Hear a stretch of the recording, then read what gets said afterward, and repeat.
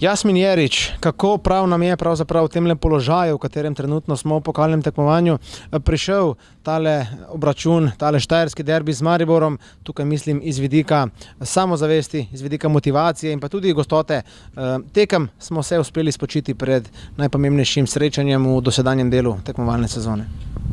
Ja, naj vam odgovorim, glede utrujenosti se bomo pogovarjali po sezoni, ko bo vse mimo. Dejstvo je, da moramo biti vsako tekmo na visoki ravni, zato ni o tem niti govora v slačilnici, niti ne na igrišču. Motivacija, samozavest na tekmi v Mariboru je bila očitna in upam tudi vidna vsem. Vsaj prvi del, prvi polčas, bili smo dinamični, dominantni, tako v fazi napada kot v obrambi. Dejstvo je, da nismo bili učinkoviti v strelih, v teh zaključnih podajah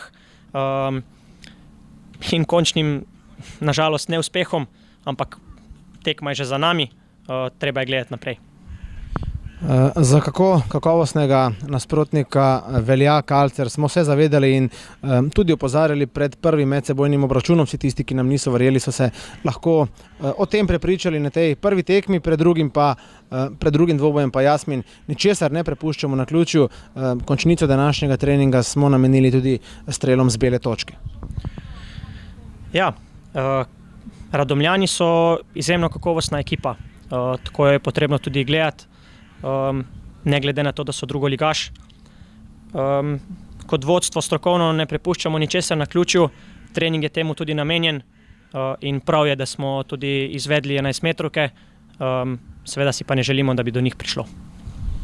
Kljub kakovosti Kalcerja, Jasmin, verjetno ne skrivamo, da jutri v Radomlje potujemo po zmago in pa uvrstitev med 4 najboljše v pokalu. Ja, tako kot sem že dejal, tisti, ki ne spremlja nogometa, ne na prvoligaški ravni, ne na drugoligaški ravni, bi najbrž rekel, ok, prvoligaš, zmaga je njihova. Tukaj ne gledamo iz tega stališča, ampak če vsak igralec na položaju da maksimum, sem prepričan v uspeh.